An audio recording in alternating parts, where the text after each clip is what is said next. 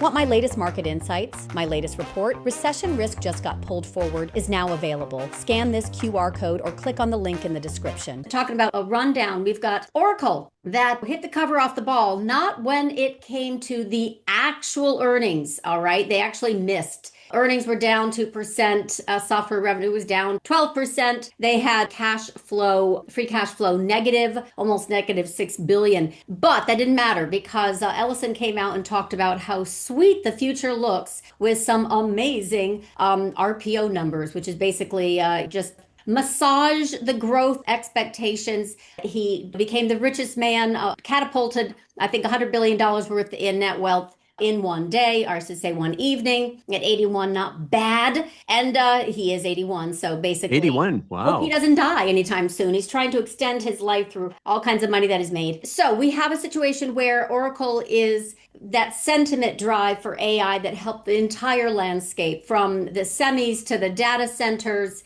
to the miners. I'm talking the Bitcoin miners and everything that uses GPUs. So Nvidia got back above that 173, very key level. Remember, we talked about that 172 that pulled back past few weeks in Nvidia earnings. Perfect. And I said it's bullish again once it gets back above 173, which of course Oracle helped.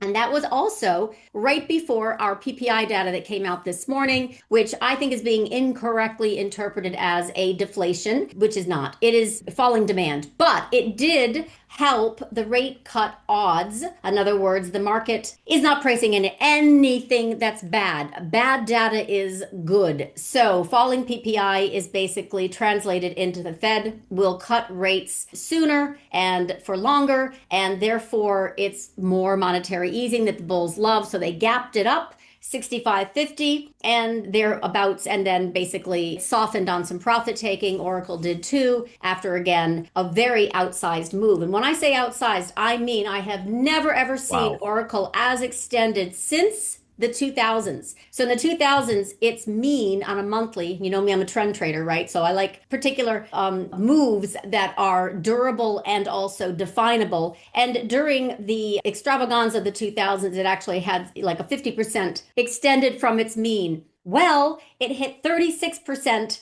today and after hours, and that's outsized. In other words, even in its most bullish days in the past, like 1992, I think it was, it had a 25%. Anyway, the point is, it is very, very bullish. This whole AI sentiment, how long it can maintain is another question. If you really kind of look at it, these are promises, not necessarily fulfilled. And then, of course, PPI in all its glory. We're going to have CPI tomorrow. But this is all kind of part of that discussion we've been having for a few weeks, where we've got this choppy market into FOMC, which is on the 17th, and then options expiration on the 19th. That I think is going to be much more impactful after we get through options for not just the monthly, but also the quarterly at the end of September, and we start hitting up against Vegas odds for a government shutdown. In the meantime, the market is not pricing in anything bad. That's why it's bullish. Incredible. Yeah. It's at more than a double since April, much more than a double, I think. So if you didn't think AI was hot, that sector was hot over the last couple of years, we are just kind of blowing away all those sort of narratives. If you look at where we've come from since the bottom of April, which was kind of that AI inference turning point, we kind of went very quickly from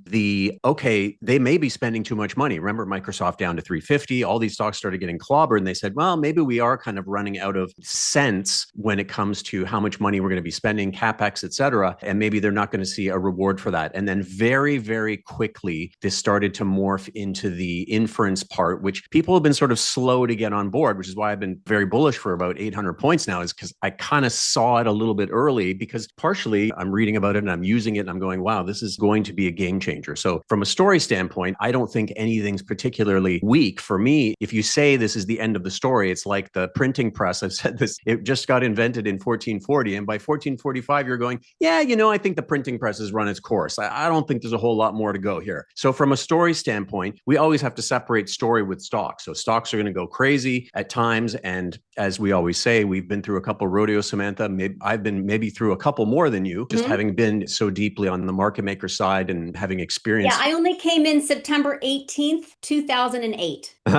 William says, what is a printing press? Well, it's the thing that they use to print endless dollars. But originally, it was Steve Gutenberg's invention in 1440. Yes, Steve Gutenberg was around way back then. He wasn't acting yet, and he invented the printing press. I'm kidding. It was Gutenberg's printing press, and it revolutionized the world. And so I kind of see this phase of AI as kind of having a printing press in your kitchen, in your basement, in your bedroom, in your pocket, which is AI in your pocket and on the edge and everywhere. So I don't think the story is anywhere close to being over, but of course we're going to have exuberance. So when you talk about Oracle, Samantha, I'm like, Oracle, Cisco, what's going on here? I feel like I'm back in the 90s. I feel like Alan Greenspan's going to pop up any minute with his briefcase. He used to walk around with his briefcase and everybody'd be like, wow, look at how he's carrying that briefcase. It seems heavier than normal. That must be, what's he going to say? What's he going to say about the state of affairs? That was kind of the thing back then. We didn't have much for entertainment. So this was our thing, the briefcase. We are so blessed these days with endless entertainment and 10,000 channels and things like that. So look, the market is what it is. Greenspan, by the way, also had another thing that he carried around, which is an indicator of cardboard boxes and the container business. And basically it's falling